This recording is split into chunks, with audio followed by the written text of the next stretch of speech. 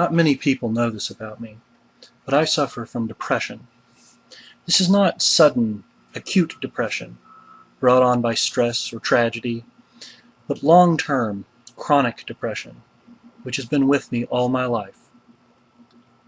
When someone finds out that I have depression, they typically say, "I had no idea." And I reply, "I know." You see, I learned early on that this was something I needed to keep to myself. As a child, when I tried to tell adults how I was feeling, they would patiently explain to me that I was not old enough to really feel any of these things. Then they would dismiss me and order me to go play with the other children. In later years, when the subject would come up, I would get such advice as, "Get over it," and "Just think positive." One common reaction was even to blame me for my mental state, saying that I could just be happy if I wanted to. You can't overcome your own mind.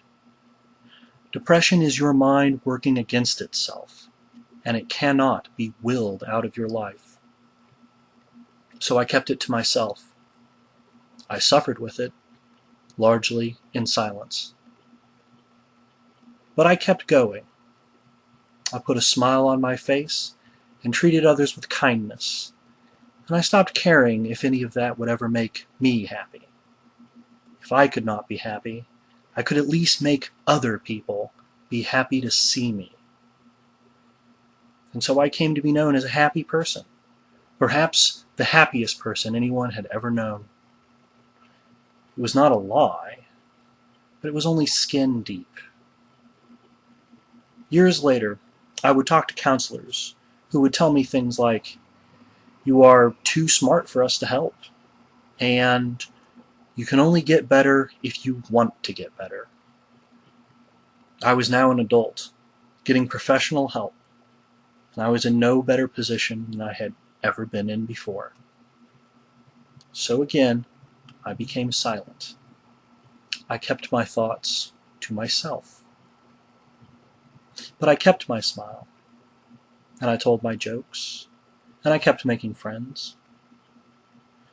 I worried that I would lose each and every one of them if they ever found out who I really was, as if I had done something wrong.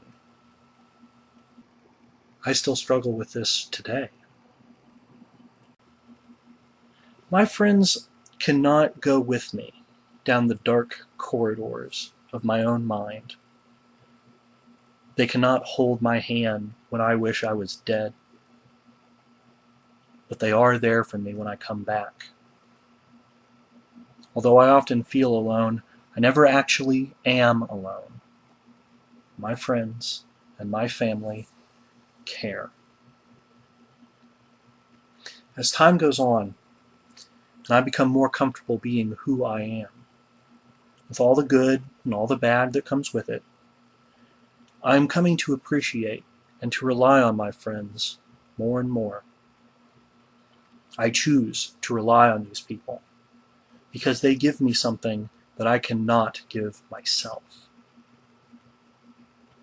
They give me